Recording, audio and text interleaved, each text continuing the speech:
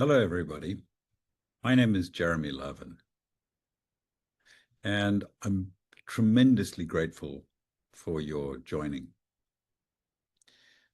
Today, we're going to have a very special opportunity. It's an opportunity which is also very serious. Before I start, I want to thank you for where you've come from and where you're joining from. It would be great if you could, please just put in where you are actually joining from, so we know which part of the world, and will get us a perspective of how many different people from different places have an interest in what is incredibly important for all Jews and actually anybody focused on a democratic nation around the world. We have, as you might expect, some changes in the group that's going to be talking. Part of that is one of the individuals right now, Kati, has actually just been called away because of an alarm. She'll come back, hopefully. In the meantime, we've got phenomenal people with us. Two great leaders, different kinds. One, Roy Barzilai, who's the deputy mayor of Ramat Gan. And Roy is somebody who's been under fire, and his whole community's been under fire. And he's going to bring to your attention what that really means. And then we're going to turn to Professor, Orly. She's here, and I'm Orly Reiner. There she is. And she is a very special and unusual combination. On one side, she is actually a molecular geneticist, neuroscientist, and actually somebody that I've met in the past, right where she's sitting in her picture right now, which is the Weizmann Institute. But she's also the head of safety there. And as you know, or if you've been following what we've been reading about and seeing, disgracefully, a rocket was fired, two rockets actually, and hit the Weizmann Institute. And some of the most extraordinary science in the world comes from that institute. Science that's designed to help grow people, create and save lives, change the world with technologies. But we're not here to spend time on that topic. What I'd like to do is to bring to life for you, with Roy and with Orly, and when she joins us, Kati, the real feelings, the senses, the reality of what's going on. Perhaps I'll start, if it's okay with you, Roy. Yes. Perhaps let me ask you a couple of questions, and then you can take it from there, and then we'll go to Orly. You ran and you run a major urban center. Those of us who know it well. What did it look like moment by moment when the missiles fell? What do us in America and Europe really need to understand about how a modern city mobilizes and endures, and what do you have to say to your citizens? First, I'll say something about my city, just to make sure that you know. It's a city of 200,000 people, about 200,000 people. In every square kilometer, you're going to have 12,000 people. And if I'm not including the parks and the zoo, it means that in each kilometers you have lots of people. It's, as far as I remember, it's even more than what you have in New Jersey or even in the center of New York. So every hit that we have, and I'm a bachelor of the Gulf War, while we got, I think, around 200 kilos of TNT, and it still didn't even affect very far from what we have now and what we see now. Katie will tell you, but in Ramat Gan, we got a direct hit in one of the building next to a place called Marom Neve. And actually, my number two in the party, his house ruling, and the other houses, at least 22 houses, 7 of them are supposed to go down, and the rest of the people evacuate So it means that only with this missile, we've got something like 1,000 people that got into hotels, 4 hotels around. Imagine yourself, it's something that unpredicted. You don't know for sure where it's going to hit and where. And it's a massive explosion that you have that vacuum all what you have in your apartment, including the blocks and everything, the windows and the sheds, everything is vacuumed through the center of the bomb. And it means that nothing stay, and the apartment they look very empty, like it was an empty building or during the building. In the meantime, I think that we had another missile that hits a hole in the ground that belongs to a building that about to be built. So we had a great miracle because it fell down 2 floors underground and it's blowed, and the damage is low in that case. So we had 2 missiles. One hit very strongly, and the other was a miracle. We have one casualty die and at least 30 injured. We had a luck because most of the people in this case got into a safe room or safe area or underground shelter. So we had a great luck because people were really participate the law and what what the army says and did what exactly needed. And in a miracle, we got only one casualty. But in the case of Bat Yam, you have a different story. I will tell that I'll tell something else now that we are feeling now much better, and they just now announced that the tough rule that they have till now about working places and even schools is now become little loose, as I know, and still, and even the airplanes from abroad about to get in finally. So we're happy about it, and I hope that it's the beginning of the end. I hope it's the beginning of the Right. Before we move off you and go to Orly, but I will ask the same question. For those who've not been and understood what you've built for your citizens, can you explain how you prepared for an event like this in the past? What did you build? What did you have to invest in? What did you have to create? Oh, it's a great question for me because I'm the head of the committee that give the permit to build. So since the 90s, since the Gulf War, the army and the government decided that each building should have a safe room in the floor. So each apartment is going to have a safe room.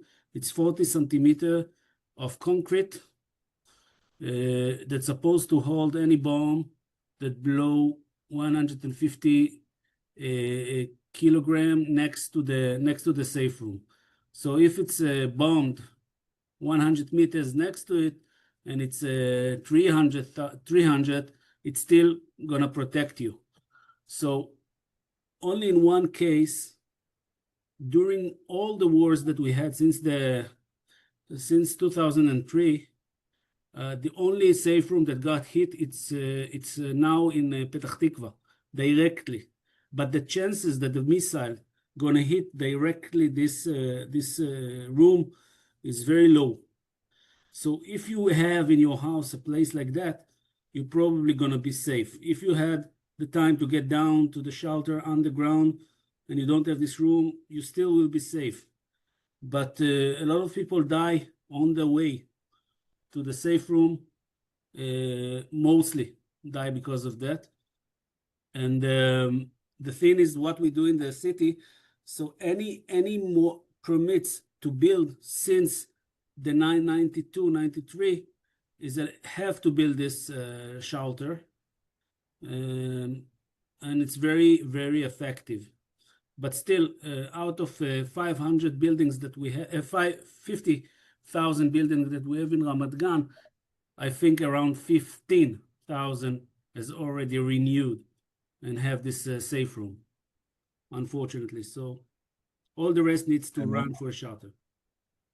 one last question before I turn to Orly. Would you be kind of just to explain to people in America how much organization you have to create in anticipation of an event like this? What have you created within the government in order to respond to something like this? I hardly hear you. So I'm I have to sorry. go close Oh, to the mic. it's my voice. You see, this is what happens if you start in Afrikaans, learn English, then Hebrew, and then a couple other languages. Your voice gets softer. Tell me, what is the organization that you have to do to build on? Well, you've got the concrete you've built the safe rooms. What more do you have to do now? Now, after it happened, after the missile hits, No, beforehand, to prepare, before, ready to respond. How do you help your people in the city? okay, we have to make an how do you say it? How do you say tamritz? You have to make it worth to take down the building. So if we have most of the building in Ramat Gan used to have 6 apartments on half dunam, okay. So in order to renew this building, to renovate this building, you have to give them at least 18 apartments. So you have to double it 3 times in order that it will be worth to take it down and to build a new one. So it's called TAMA. It's called there's a program, building program called TAMA, and it's on all Israel, take place on all Israel, and that's very effective, but not specifically in the center, but in the south or in the north, it still won't worth it. And there's a lot of buildings that didn't renew still now, and of course the public constitutions, the public buildings didn't renew, so we still have this problem.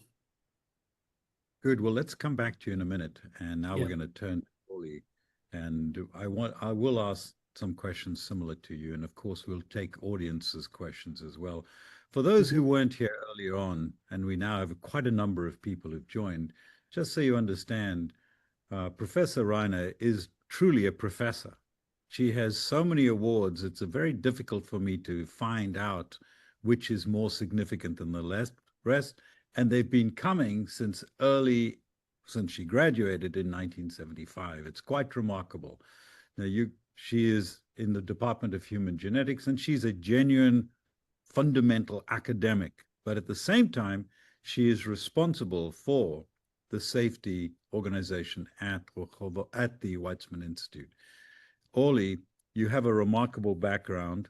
I didn't go into what you did before all of that, but perhaps you could help people understand. Number one, first of all, give us the experience that you had at the Weizmann in the last when the 2 missiles hit. Number two, perhaps you can lay out the really genuine human impact that had. And then once you've done that, do exactly as Roy did. What did you do to prepare for this? What did you have in place to help people? And how do you see, and I think we'll answer, then I'll pose the same question to Roy. What do you do to the things that have been dislocated, the people who dislocated? Right. So let me just state that physically I was not on the Weizmann campus during the bombing, since I'm now stranded in the US. But I was following very closely, and I got live reports. I was following, and I got live images and WhatsApp movies and whatever. So essentially, the Weizmann is home to about 4,000 people working on Weizmann, and it also, besides the multiple labs that encompass biology, chemistry, mathematics, and computer sciences and other exact materials. So we also have on-campus scientists with their families living on, so it's like a small city, but very nice, as you can see in the background. It's like a huge park. And actually, we were hit by 2 rockets, and it was during nighttime. So luckily, people that were at home were in the safe rooms, and people in the lab were not in the lab physically. Only one person suffered minor injuries. However, the 2 rockets, one of them hit directly one of the biology departments, and there was a huge fire. And actually, that building is completely destroyed. And as Roy described, it's like a perimeter. You have a perimeter around it of destruction. So buildings some buildings resisted more and some resisted less to these huge damages. The building that my lab is in is actually close by, but and it suffered minor damages, but just to give an impression what the minor damages are. So essentially, all the windows and doors were shattered and exploded. Water pipes exploded. In the building itself, where the huge fire took place, there were multiple labs of cancer research, neurobiology, cell biology, regenerative science. So multiple precious research that was done over years was destroyed, and it will take years to reestablish this. And but actually, from the safety unit, I know that they actually went in and saved some, for example, very precious bone marrow samples, even as the fire was ongoing. When you're taking into consideration that you're dealing with labs, so there are multiple things that are very dangerous, like that can cause a hazard. So there are different chemicals that have that can affect people. There are explosives. There are also biological samples that sometimes are in huge amount, and it's could be dangerous if they spread out. So it really requires very careful taking care of the demolition. Even looking at the ruins, we have to go through and sort out and take proper care of whatever is going through.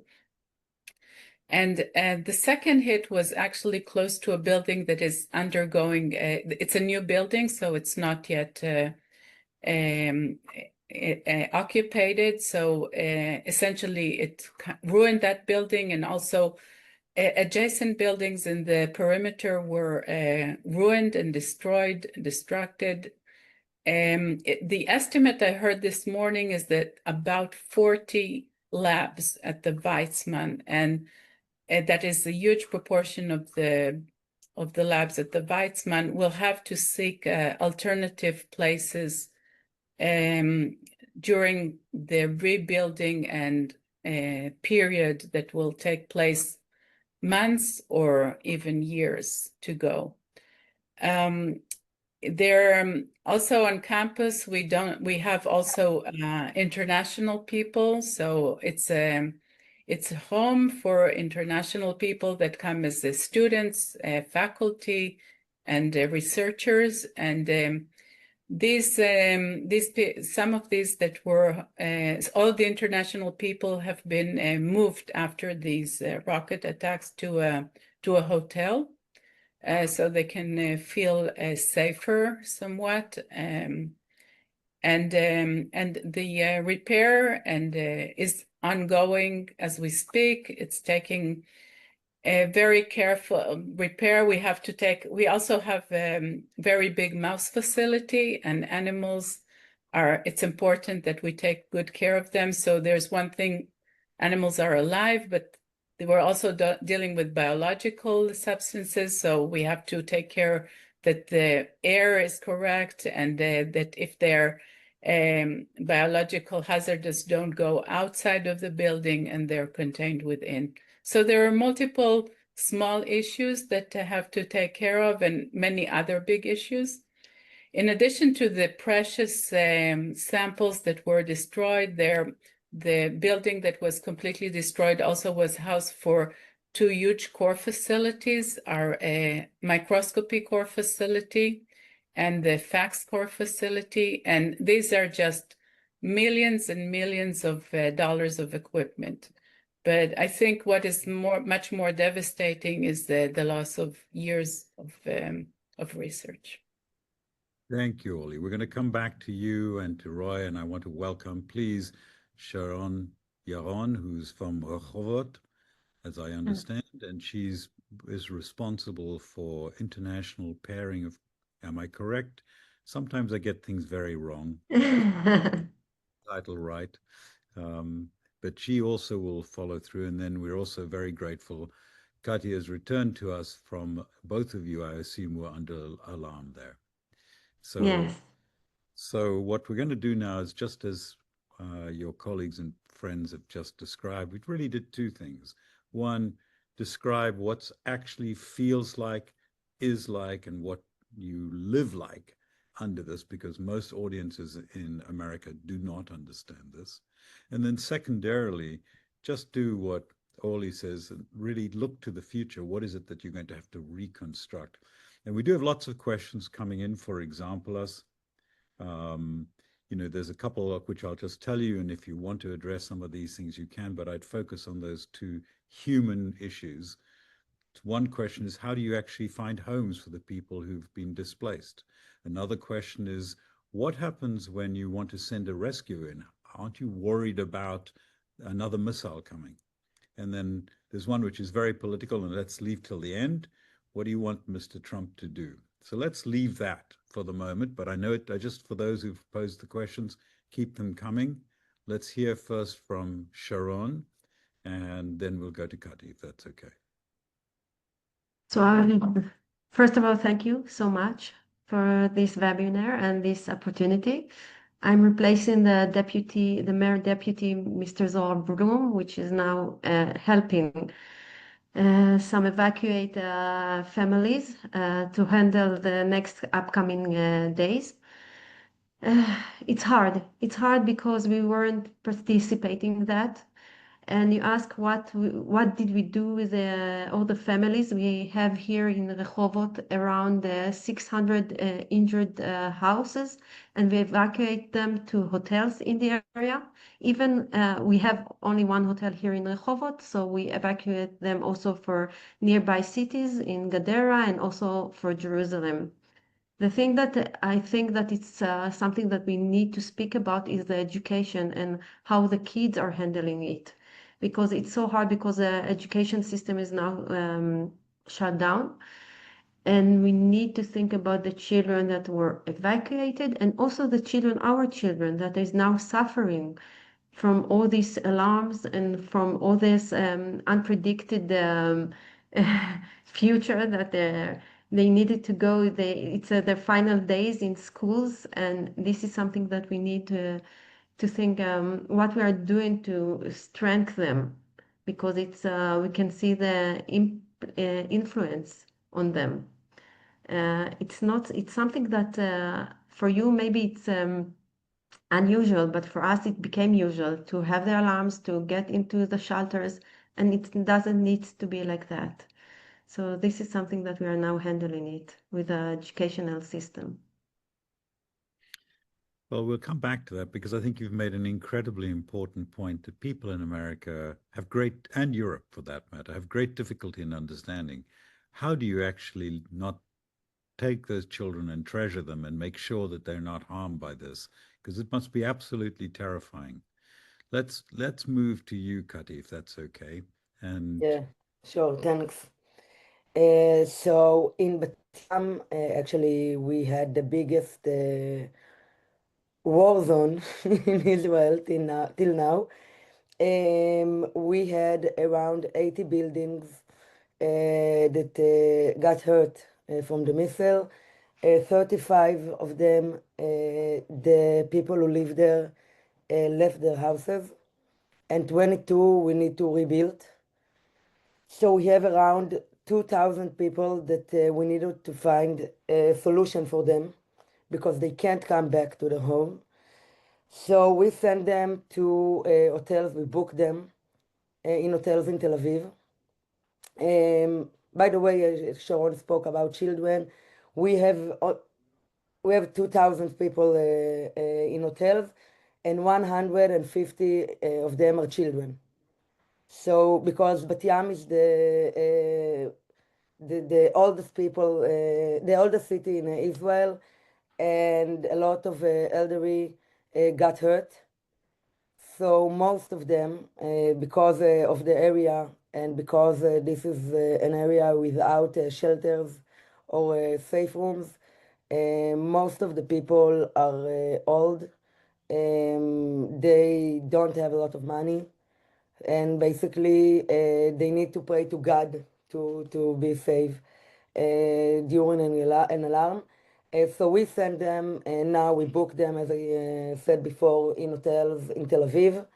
We still don't know for how long. We are waiting for the government to let us know how long we can leave them there.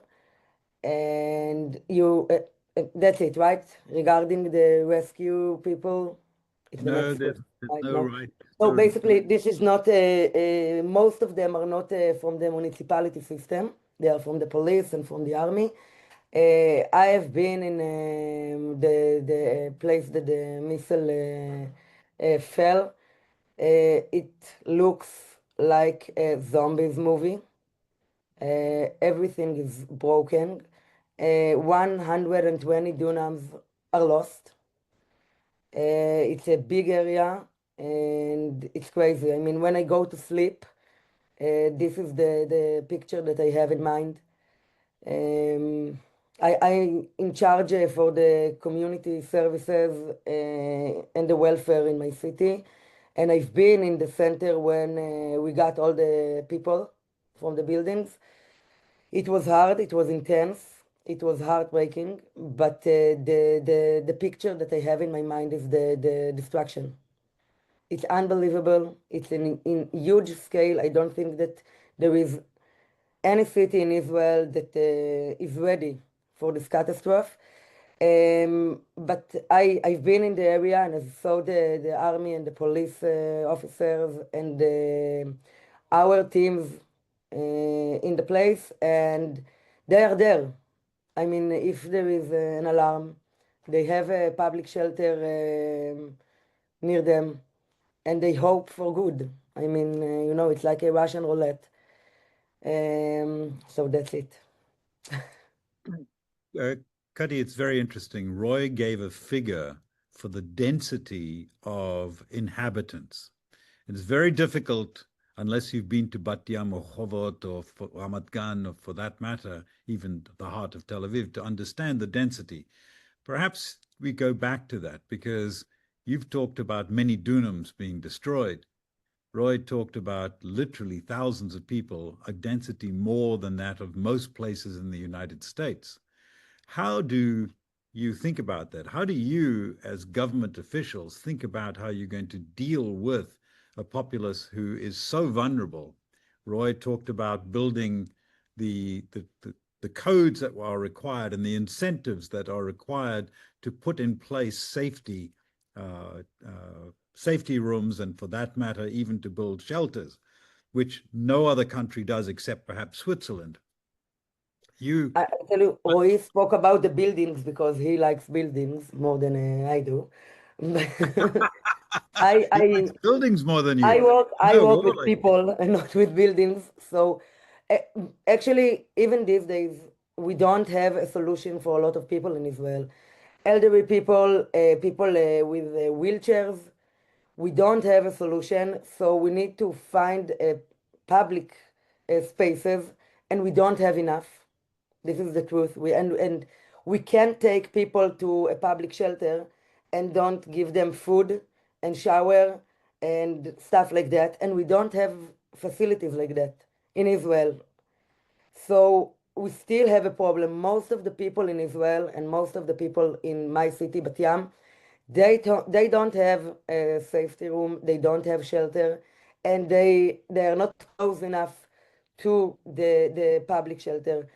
So again, it's crazy, and we need to rebuild what was destroyed, and we need less bureaucracy when we need to make the buildings that we have right now safer.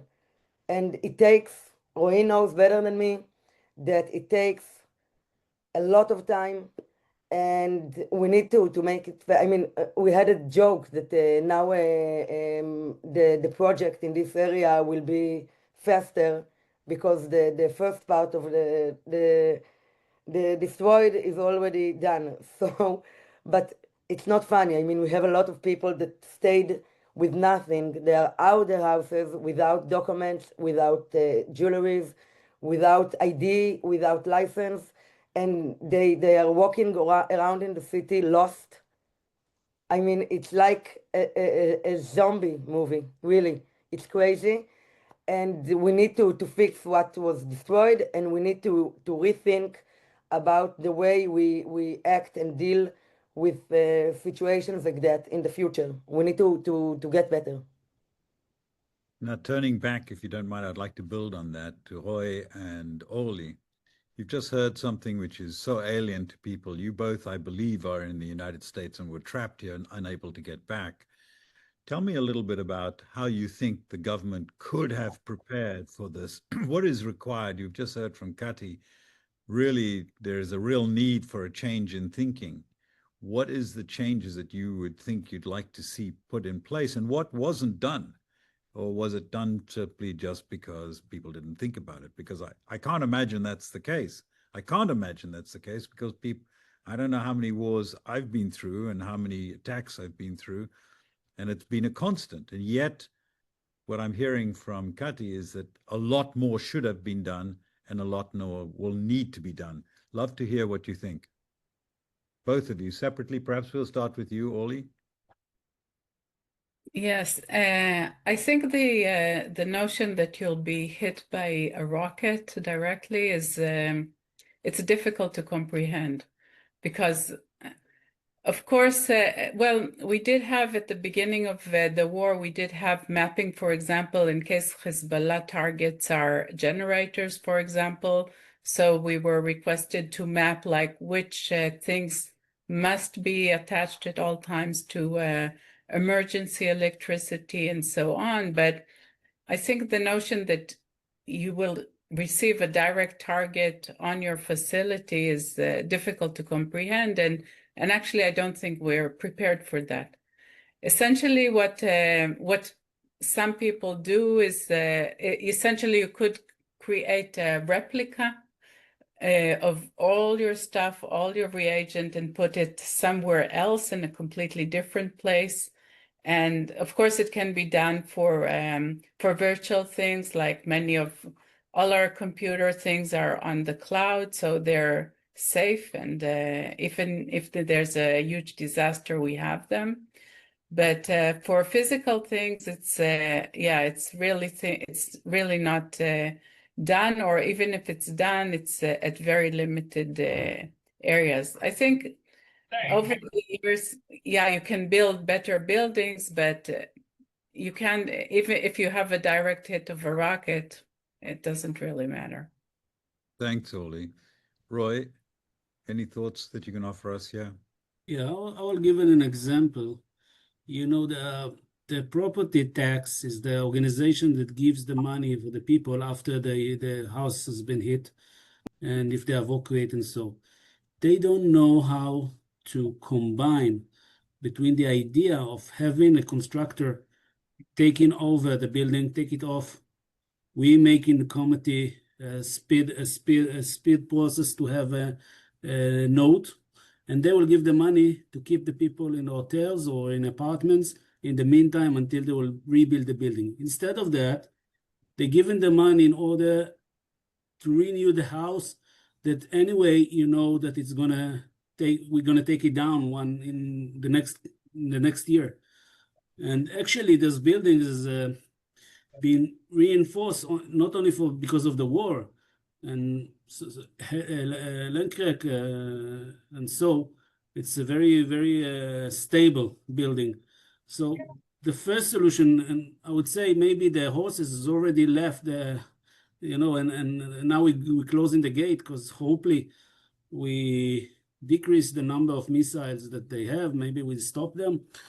But in the far future, we will have to have this reinforce those buildings all over, especially the the ones that we know that they won't renew, such as the in the Rehovot Institute and the other universities, the old buildings and hospital as well, some of them.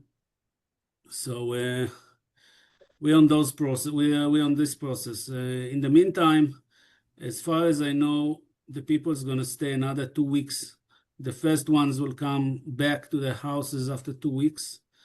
And they took a lot of time to get into the apartments and to assume how much money it costs to renew it. It took sometimes 5 days until a person came, and the owners doesn't allow to touch anything. And in the meantime, the door is open and the stealers get in. Unfortunately, there are some problems that getting on, and we try to deal with it. And in the meantime, the schools is about, each city has to decide what is the path that they prefer to go. And so each city gonna do to take a decision in this case. I want to add, if it's possible, regarding schools, that in most of the cities in Israel, parents actually prefer that the kids will be at school because they have shelter and not stay at home, which is crazy because as a mother, I want my kids near me during emergency, and I want to keep them and I want to hug them. But a lot of parents in Israel actually want to send children to school so they will have a shelter. So we will understand the craziness in Israel. Mm-hmm. Sharon, you obviously experienced this as well. Tell us a little bit about what you guys are thinking. Because I'm working at the educational department, we are dealing now with a lot of pressure from and a lot of calls from parents, as Katie mentioned, that don't know how to cope with this situation. The children are afraid, the children are scared, and they prefer to go to school because they are meeting their friends. I'm not talking now about the shelters because of the shelters. Now I'm talking about the engagement of the society and their friends. The children prefer to go to school because they are together with their friends. They are sharing the same experience, and now it's in 2 weeks they supposed to finish school and to have their big vacation. And also I have 2 children, and they told me that mommy, we want to go to school. We prefer to do so. So it's ridiculous because they understand and they feel the pressure here at the house, and all the time the alarms, and even the TV is open and they see the news, and it's something that we are trying to seek ways to get them off of the situation. What do you tell the kids? How do you had 600, my wars are short, okay? Very short. 600 days is beyond my comprehension. But what do you Yes. tell children? How do you build and make them stronger? What are the words as you as parents? And perhaps, Orly, I don't know if you have grandchildren, as a grandparent, what do you tell them? I want to refer to that. We are trying to do it with a simple explanation. We are trying to use clear, calm language, explaining what's happening. We are also trying to normalize the shelter, bring them games, books, familiar objects, and we're trying to keep their daily routine. To keep, we are trying to do Zoom with schools. We are trying to make sure that they are waking up in the normal hours, having their schedule, trying to limit the media exposure, and encourage them to express their feelings. This is very, very important because they are not showing their feelings. They are not willing to say that they are scared, and we are trying to encourage that. I try to convince my son that in the shelter, there's nothing could happen in the safe room. And then I convinced him all the time that it happened. I told him, listen, you are in a safe place. Nothing happened since ever to those places. And then, unfortunately, suddenly, day after, or 2 days after, it hit Petah Tikva directly in the serve, and I couldn't convince him anymore that it's safe enough. Then he started to shake and were in a fear. And slowly I told him, listen, we hit most of the rockets now. They decrease the numbers. You'll see most of them we're gonna intercept, and that's what's going on till now. But I'm sure there's gonna be a psychologist effect in the future, and hopefully we're gonna get over that. I think it's practically impossible to give our children and grandchildren the degree of safety we'd like to, because we're not in a safe place. Like essentially our whole world has been shattered. And I thought, like, during these almost 2 years, so my grandchildren spend a lot of time with us because they don't have a safe room at their house, and we have a safe room. And one Friday night, my granddaughter slept over, and she told me, Grandma, I'm really afraid. So why are you afraid? Like, I'm next to you, I'm guarding you, I'm keeping you safe. So, but what happens if some bad people come in the middle of the night and take me? And so, well, I try to make her safe, but and her parents really try to shield her and not let her hear the news and whatever. But children know, and they talk, and they realize much more than what we know. We think they know. So it's a tough world. I have two daughters, and I can't lie to them.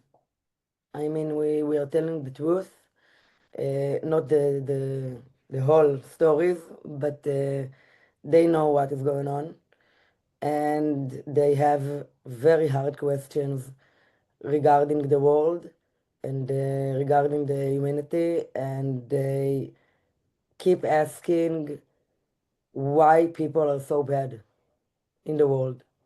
All the world, not one side. I mean, it's all over the place, and it's really hard to explain it because they know basically good people around them, and then we need to find explanations that and explain that the situation that there are bad people that want to hurt us, and then they keep asking why, and then we are going back to 67 and to 48 and back in the history, and it's really, really tough. And there is a very huge increase of children that are going to therapy, and Israel should give more money to social workers and therapists to help this generation because they are lost. I mean, I have 10 years old and 7 years old, and they are lost. And the Israel should find a solution for this, because unless we're going to have a catastrophic 10 or 15 or 20 years from now. Gadi, very important. Actually, I'll relay it. And I arrived just before the 67 war as a child on Kibbutz Abonim and Alonim, and then onto Bet Alpha. And all that the families did, and for those who don't know it, at that time, a very different world. They took us in, me, a single child, and played music to us and gave us honey and bread and fruit. And that was trying to make a happy environment. What I'm hearing from Sharon Kati, that is what you're doing. And every time, Israel's the happiest place for children I've ever been. But Orly, you're also saying something else. You're saying you can't hide it any longer. And I think this is, the 600 days are a wearing impact, enormously wearing. Kati, you offer opportunities for things that the government can do, and I think it's essential. But before we lose everybody, it's a unique opportunity to have each one of you, please, think carefully on this question. And what is it that you would want from individuals abroad, individuals who don't necessarily know Israel well, but because they're here, they will learn from you what they could do, and then perhaps tell their friends how they could help and what they could do. Something constructive that each one of you would like to see somebody from abroad do. And by the way, I'm not looking for send us money. I'm not looking for that. I'm looking for a concrete something. I'm looking for what they can say, how they can do it. You each have an incredible perspective. So perhaps we'll start, if it's okay with you, and as you think about it, we'll start with Orly, because she's a professor and because she thinks about this. But Orly, help us think through. What would you say? Yes, I think if each person just talks to other people and say how they support Israel, how they support Israeli people, Israeli science. It's not political. Like, I think the value of having a Jewish country, one Jewish country in the world, enormous. It's our place, it's our safe place, and we must have it forever. And I think just spreading this word and letting people know why we exist and why we should exist forever is extremely important. Thank you. Roy, what would you tell them? What do you Listen, tell my children who are in currently America? I'm staying in Germany. Unfortunately, I stuck here in a city named Kassel. It's a wonderful city, very community city. And I found out something incredible that the community do. And it's a Christian community that comes every Friday to the synagogues and stand in the front of the synagogue for any case that something will happen. And during this stay next to the synagogue, they study together the subject that we're dealing with. And as far as I see, in Europe, maybe I think they know quite better about the situation. There's more discuss about it. But in the US, I think there's a lack of discussions about those subjects, and about the right of Israel to exist is not clear enough. It's not clear enough to when people say from the sea, from the river to the sea, what does it mean? What does it mean about the existence of Israel? And in the democratic debate or the liberal debate, it's a paradox, because you say freedom of speech is let me to say whatever I want, even to eliminate people. And the Democrats has the right to protect the democracy. And in case that somebody is arguing with you and say that we want to eliminate Israel, it's not a discussion anymore. You cannot deal with it anymore. You have to do something about it. So that's what I'm saying. We have to debate. We have to talk. There's not enough people that speaks and what you did, Jeremy, actually with this conversation, I think it's very effective. And I'm sorry that my English is not good enough to explain and reflect all what I wanted in my words in Hebrew. But I try to do my best, but keep on doing those webinars. It's effective. We will do. Trust me, we're not stopping, because that's what we can do. That's what Aid Coalition is designed to do. It will continue to do that. But I'm not important here. You are. Sharon and Kati, what would you say? Sharon first and then Kati. Thank you. You know, in my daily life here, I'm running a Holocaust center, and I called one of the survivors to make sure that he's all right. And he asked me, Sharon, what will happen with our country? And I think that it's a very important question that you ask. What we are expecting for you is to tell the truth, what is happening, real happening here. There is misleading all over the news. People doesn't understand what is happening here. Please try to encourage more webinar like that. I agree with Roy and also with Professor Orly that we need to do more hasbara. I don't know how to translate it accurate, but just to explain, I know more what hasbara. explain you can. So that's it. And to make More sure that this survivor will feel comfortable in his country.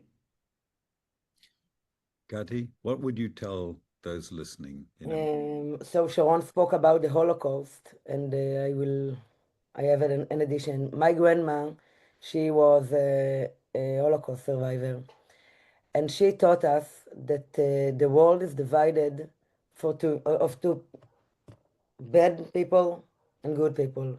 It's not about religions, it's not about gender, it's not about nationality. It's only about be good or be bad. In Israel, most of the people are amazing. I saw them in the last 4 days when I was in the municipality center of the people who lost their houses. People kept coming and gave me stuff, clothes and shoes and food, so much food. It was crazy. And there are good people who want to live peacefully and want to fall in love, get married, have children, earn some money, and just live. Both sizes. I mean, here and in the West Bank and in Iran also.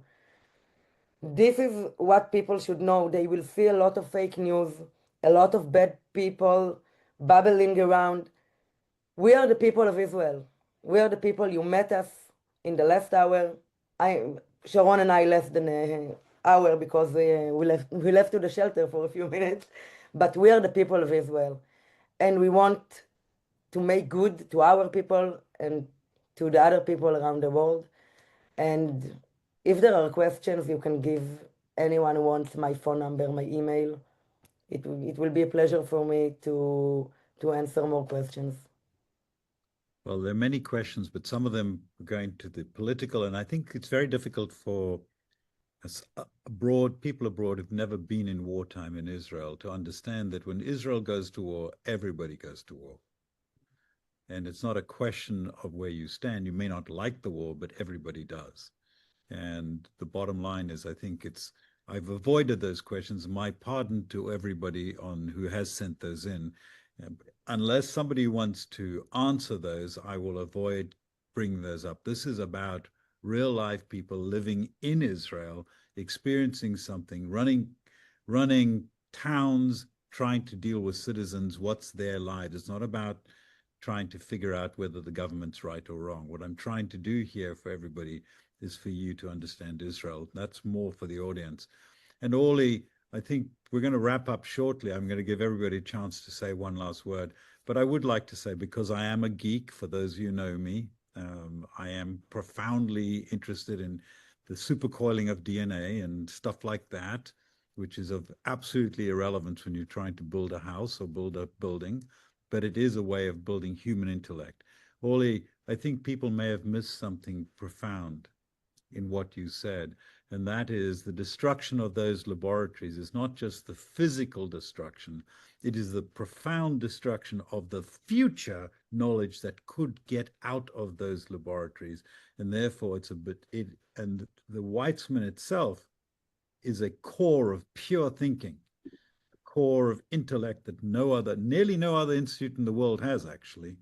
And so I think your comment should be taken very seriously for those of us who understand that science doesn't happen today. It's the discoveries that you find today that might change the world in the future. So thank you for that. Let's turn to last comments before we wrap up. And I apologize no, I don't apologize. No political questions.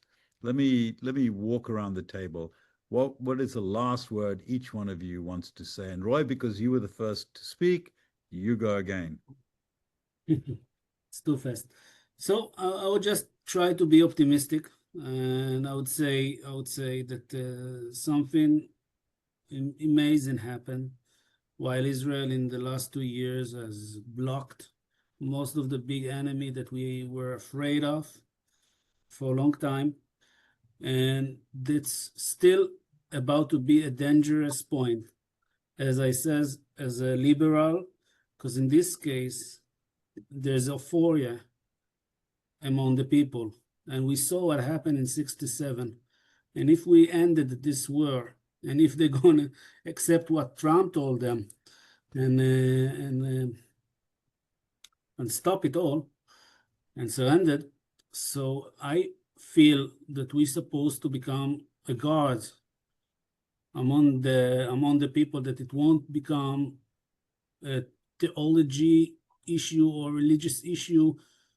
This all what we have, the winning that we got now, it's only a cause of the science and the technology and the education and Weizmann Center and every other places that make Israel what it is, a small country that can protect itself.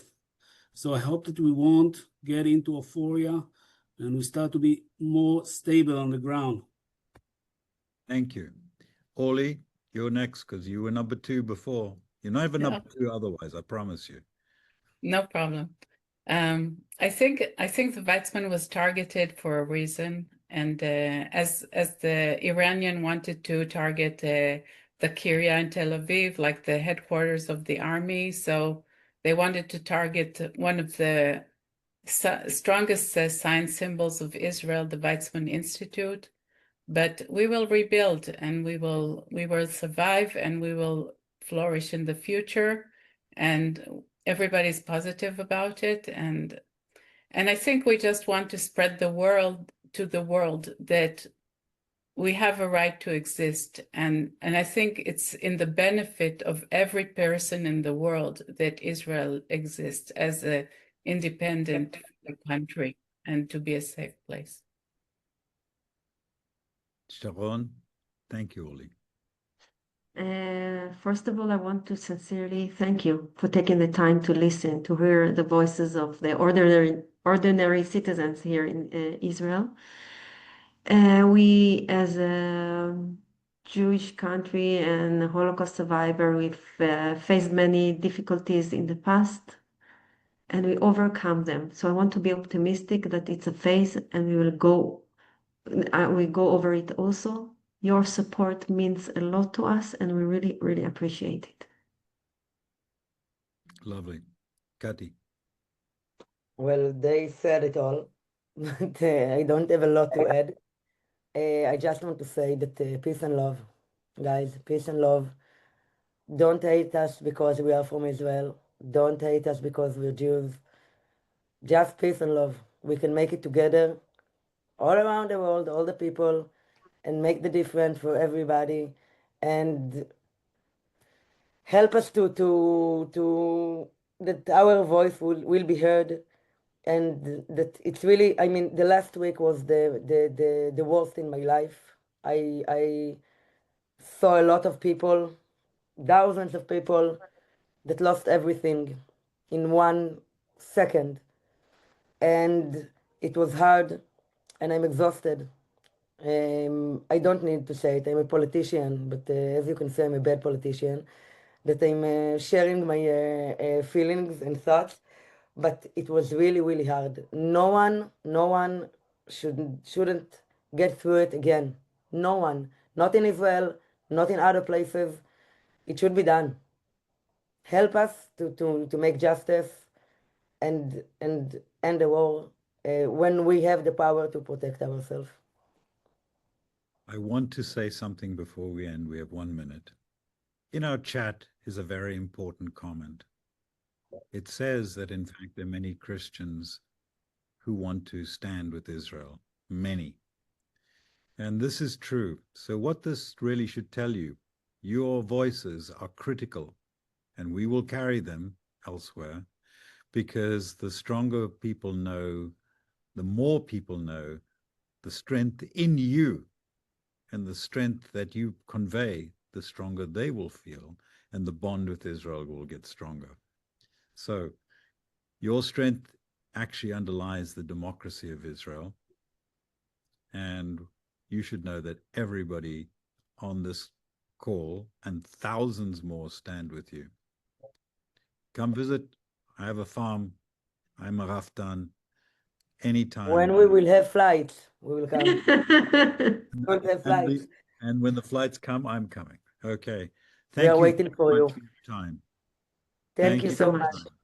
Thank you.